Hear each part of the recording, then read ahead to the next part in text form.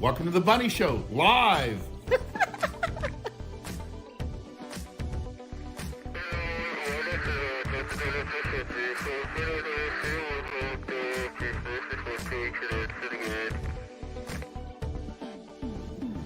Sex saves marriages.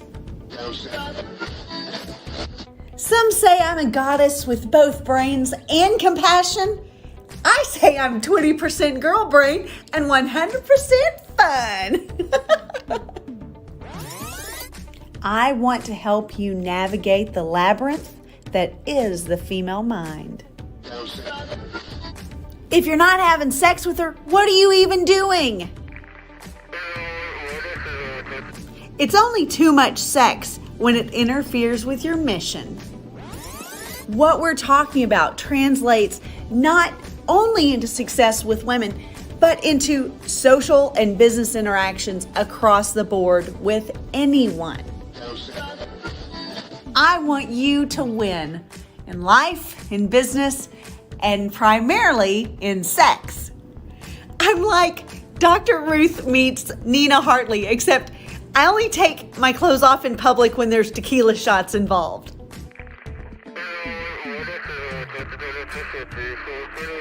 I'm so excited for the show. Are you ready? Let's do this. It's the Bunny Show, live with our host and resident sex expert, Bunny. That would be me. That would be me. Good morning. Good morning. Thank you all for letting me move the time a little bit today. I'm actually pretty excited because as soon as we get off the show, I am going to a theme park and I'm going to ride roller coasters with my now 16-year-old all day long. And I am pumped about it.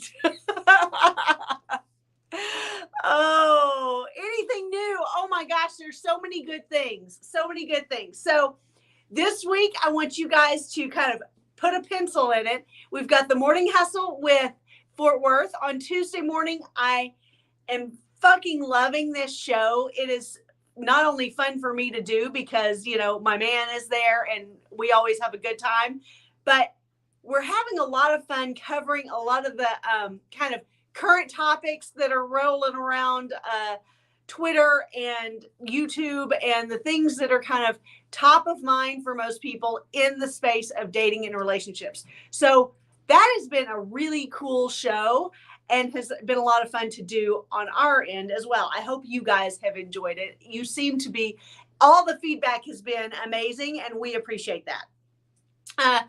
On Wednesday, I'm interviewing George Bruno on Wednesday night, and I'm actually pretty interested to see how this goes. We go way back.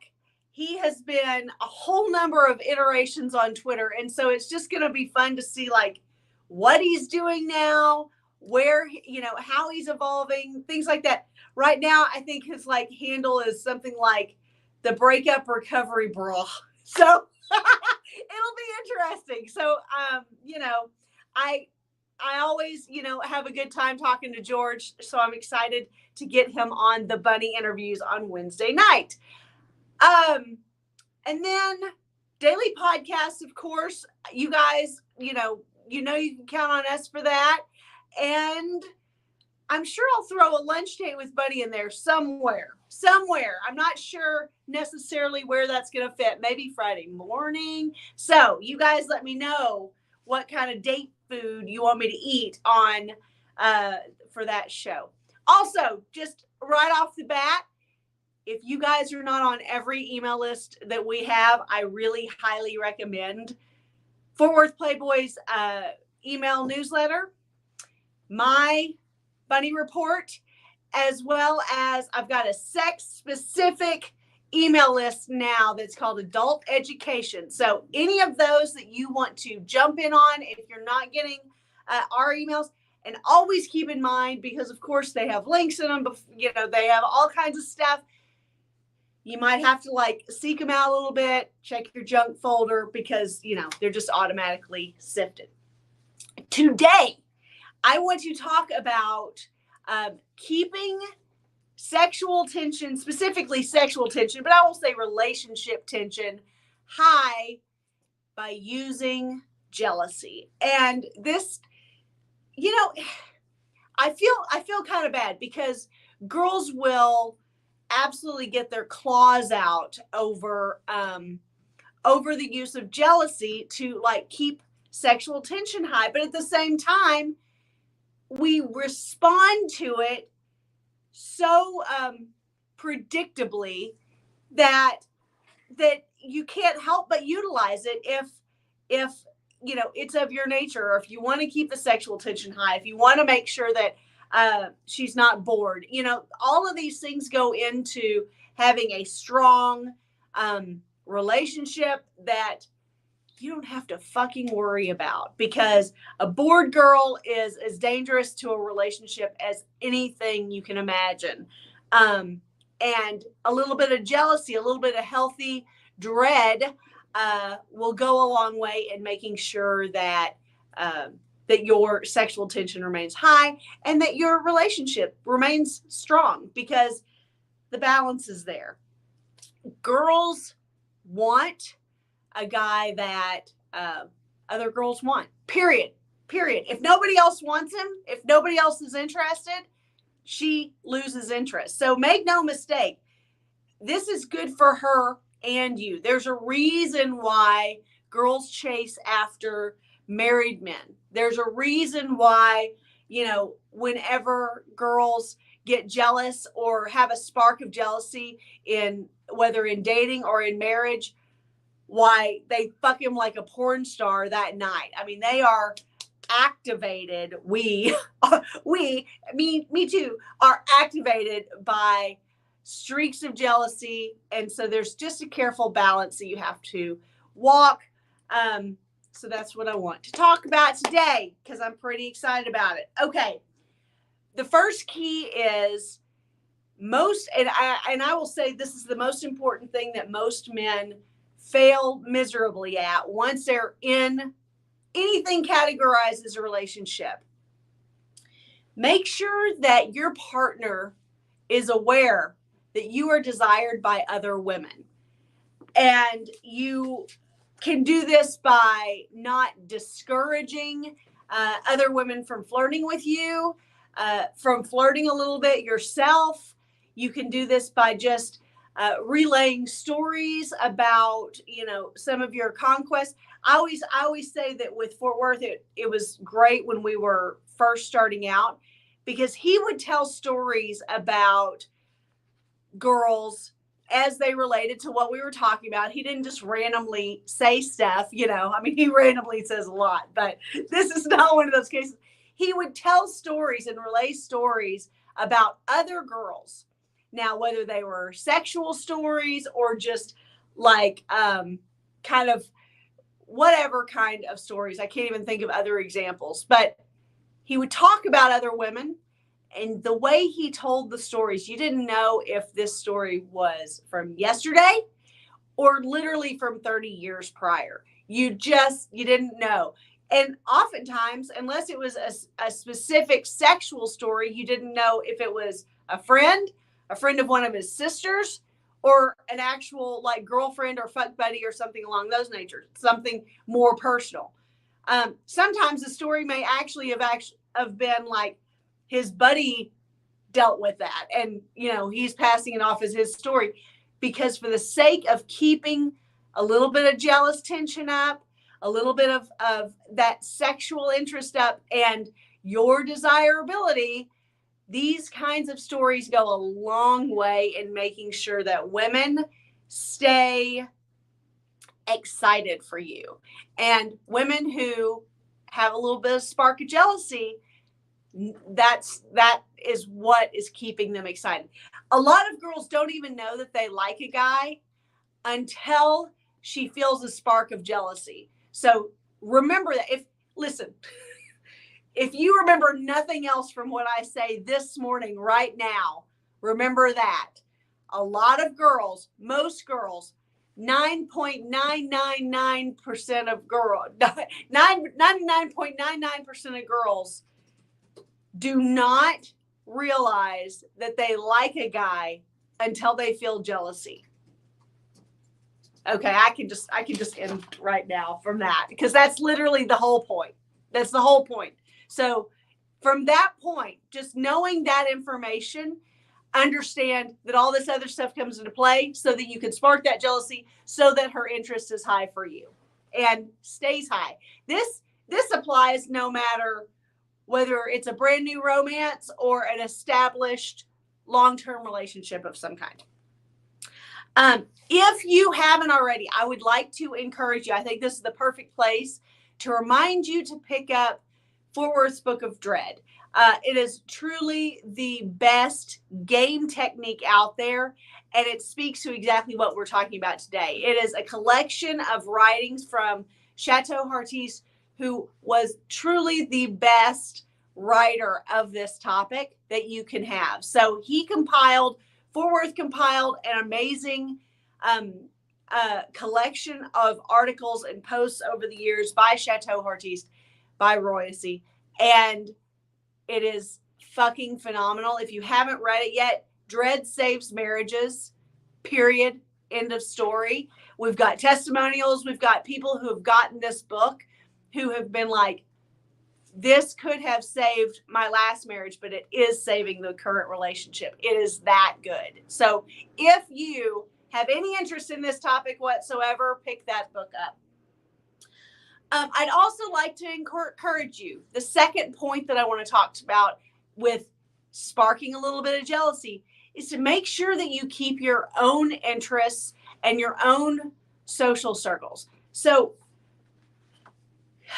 not all couples do best when they spend every waking hour together. We are the exception. Most couples actually, you're automatically drawn together in that kind of honeymoon dating phase of the beginning stages where you just find yourself doing more and more and more together, and wanting to spend time together and being jealous when you're not, and kind of, a lot of girls like pitch little fits of sorts whenever you're not spending time with her when you have free time. But I want to encourage you that separation is as important as what you do together. So just like a lot of the things that you learn about relationship, attraction, even sex, is knowing what not to do, knowing what not to say, as it is knowing what to do and what to say. A little goes a long way, and this category as well. So when it comes to keeping her jealousy high, in a way, keeping her kind of on her toes a little bit, keeping her on her best behavior. That's just the best way to put it. Keeping a girl on her best behavior. Have your own interests, have your own social circles that are apart from her. Because this way you are not always available to her. You're not always wondering what she wants to do or wondering what you guys are going to do together.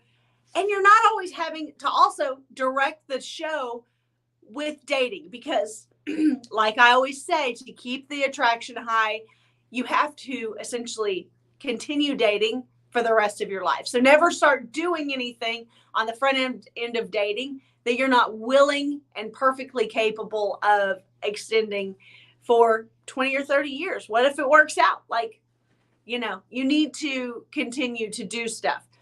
That also holds true for having your own social circles and having your own interests, your hobbies, things that get you out of the house, things that get you among other people aside from her.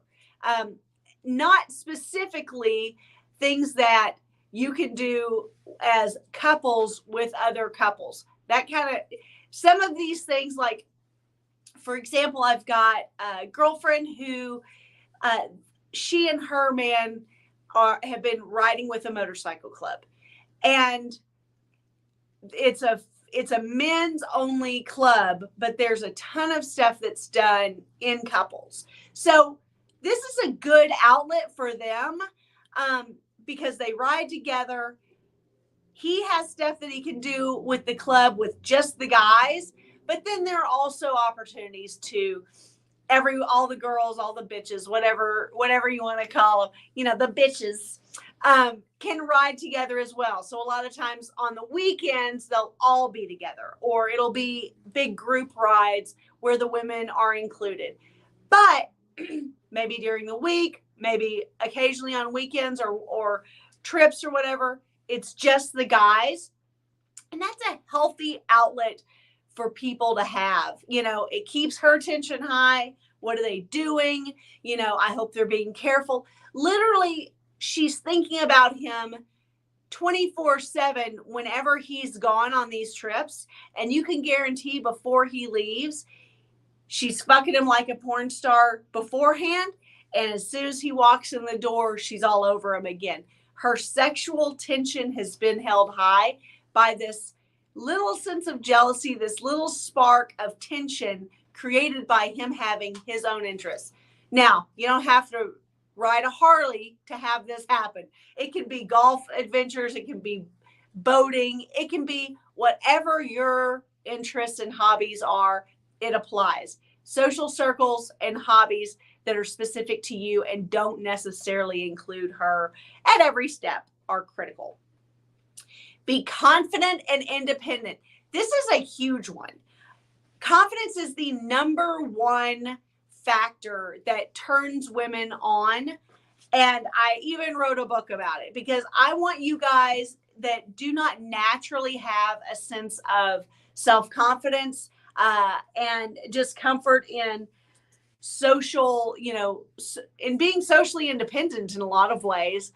I want you to be able to fake it until you make it. And confidence is definitely one of those things that you can fake even if you're not feeling it, by knowing what steps to take. So I've told you guys all about this confidence book a million times. I get it. It's just so good. If you haven't picked it up, and if you even have hints of lack of self-confidence, I encourage you to pick it up. But a confident man is one that leads the room. Everyone in the room notices him. And if everyone in the room is noticing him, that means that every woman in the room is noticing him as well, which sparks a little bit of tension and sexual jealousy in your girl. And this holds true. I will say, there are a lot of women. No, there are women who don't have a real jealous streak. I feel like the older we get, and I hate to play the age card, but the older I get, the more women who are older that I meet that aren't as typically jealous. So they're not like 20-year-old level of like insanity anymore. Maybe they aren't really jealous at all. Maybe, they just love it. But they still take pride in their man being the leader in the room, the one who draws the eyes, the one that the girls want to talk to. So it's jealousy in a different way, but it still fits under this umbrella category of keeping that sexual tension high. It keeps the sexual tension high, even for girls who claim not to have any kind of jealous streak. It still keeps that sexual tension high for you to be the most confident man in the room, to be the man on stage giving the presentation or the speech or the sermon, whatever it is. There is a reason that the man who's on stage in front of a room can literally have his pick of girls at the end of this talk. And it doesn't matter what the topic, and it doesn't matter how nerdy the guy is or how masculine or whatever. It absolutely does not make a difference because he's the most confident, he's out in front, and that creates this sexual tension that everyone wants a piece of him. And it goes for men too. Men want to be around successful men. So this also creates that tension because there's still a pull of your attention from her to other people as they are flocking to you. So keep all of this in mind. This all works in harmony to keep you. It sounds crazy that something like you giving a speech and and then being surrounded by people who want to talk to you and congratulate you and talk more about your subject actually creates a better relationship for you at home. It works, though. It absolutely works. So if you haven't already, I see that Fort Worth linked that Instant Self-Confidence with Women Handbook. Please pick that up if you need any help in that area whatsoever. The last little point that I want to talk about is a balance of attention and space. So girls, your attention is a girl's oxygen. It's absolutely what we live and die for. So if we're getting too much of your attention, we're disinterested. If we're not getting any attention, we're disinterested. It's a careful balance. So you have to find just the right balance for your girl. And this is an ebb and flow depending on the season of life, sometimes depending on her menses cycle. Like it can have all kinds of weird changes, ebbs and flows. And it also depends on the girl. So some girls are genuinely busier. They genuinely do not have time for a heavy amount of attention from you. We have a client a female, she's in her 60s, and she has a boyfriend who's an Italian man in Italy. That works perfect for her. She still gets the attention. Still gets to have a text relationship, go visit him. And I know, listen, guys, we always say long distance relationships are not relationships, but this 60-year-old woman is not looking to make babies and have marriages and all this stuff. This is what she needs right now. And it's also suiting the need of like the 75, 80-year-old Italian man in Italy, that they get to see each other once every 4 to 6 weeks. They have a lovely time. They have just enough chemistry and communication through text, FaceTime, all these kinds of great things when they're apart. But it's a healthy balance for them of togetherness and attention and space. So keep that in mind with your girl as well. So when Fort Worth and I first started seeing one another, not only was, he running a rotation, which we've, covered in extensive, and we could probably talk more about it on a morning hustle sometime or something. But even when we were together, or even when it was like my night or my time to be with him, sometimes I would actually get to his house for us to go out, and he would have been maybe getting his ass kicked at work, or he just hasn't been sleeping well. There's all kinds of factors that go into you just not feeling up for it sometimes. That's just human nature. And I think it's more true. Again, I'm going to play that age card. What is wrong with me? The older we get, I guess because I'm thinking about riding roller coasters all day, and if I'm going to be able to walk tomorrow. But truly, there would be times when I would be at his house and he'd just be like, baby, I hate to do this, but I kind of need you to go. I need just quiet, dark. I'm not going to be good company tonight, and I'd leave. Sometimes a good balance is space. Sometimes you have to have that in order to keep the tension high and keep the interest up. Now, that wasn't the ideal way to go about it, because at the same time, like I had done the thing where I had spent a whole day getting ready and things like that. I'd driven there, like all kinds of stuff. But do you know who was on my mind all day, all night? As I left his place, I was worried about him. I'm thinking about him the entire time. I know he needs like some breathing room. So I'm like checking on him once or twice, but not going overboard, because clearly like he is overly stimulated, and I'm an overly stimulating person to begin with. But now he's gotten used to it. I've worn him down. But He said no. but this kind of thing is critical for a healthy relationship and a healthy balance of power in a way. And by balance of power, I don't mean equal. I mean like what works for you and what keeps the sexual interest strong in your relationship.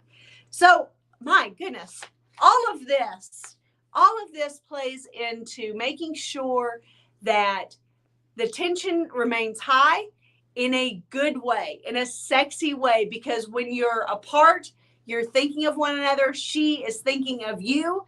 And when you're together, she's all about you because she actually values the time that she has with you when she's not with you all the time. It's a win-win. I, on the other hand, value every moment of every day, 24/7. Oh, no. I hope that you have enjoyed today's Bunny Show Live. Jimmy, hold on. I see that Jimmy just posted something I wanted to add. Yeah, exactly. This is good. When I had a rotation, I allowed each of them to have one drawer only, which is really smart. I mean, Fort Worth didn't allow you to leave anything. I did leave stuff because all girls do, but you know, he talks about like having a lost and found box.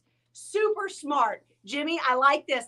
And this also, if you make it clear that your policy is that you get a drawer and maybe it's like not even a full size, like crazy drawer, like it's a little drawer, that reinforces and your value. It keeps her interested. Inevitably, she will look in other drawers. In fact, she will look in all other drawers in your house if she has the opportunity.